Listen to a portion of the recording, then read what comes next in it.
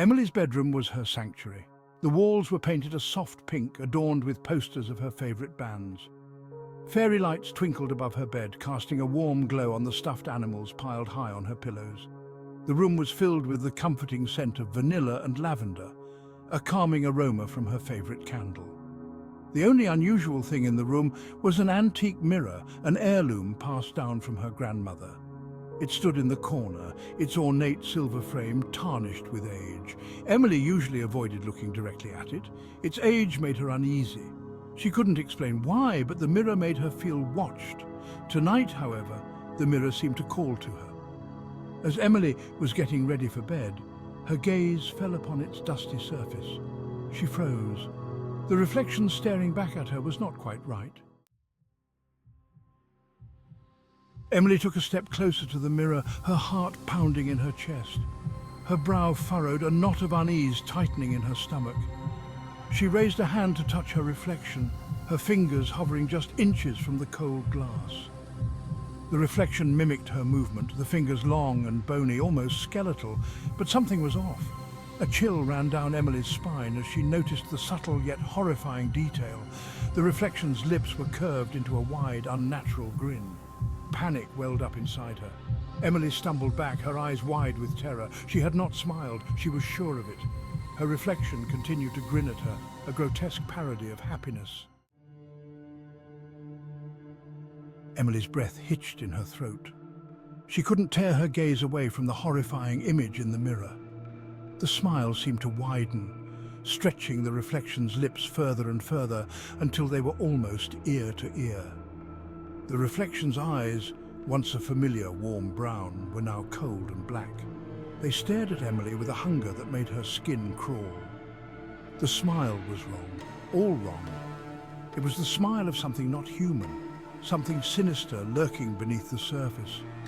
Suddenly, a movement in the depths of the mirror caught Emily's eye.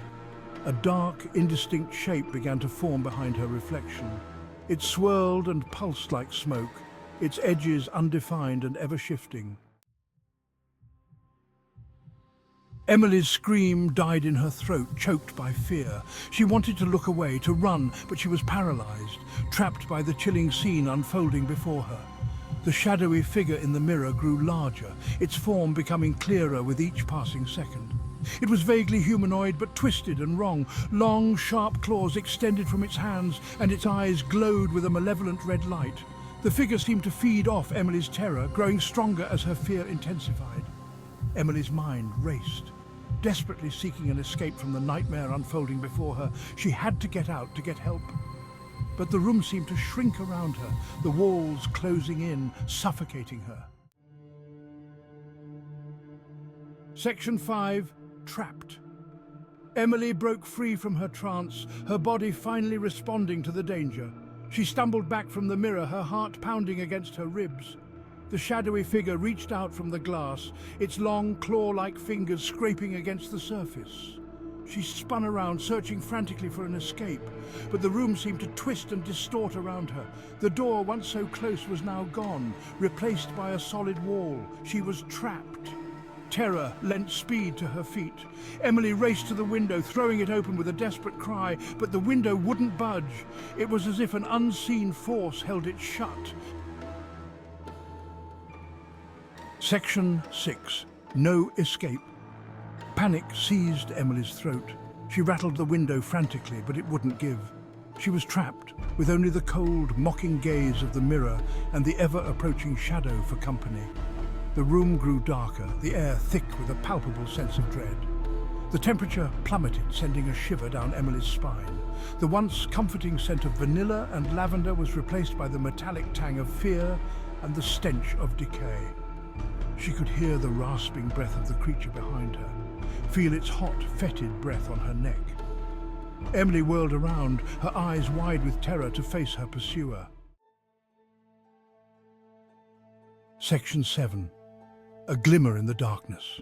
The shadowy figure stood just inches away, its red eyes burning into her. Its grin widened, revealing rows of jagged teeth, each one as sharp as a shard of glass.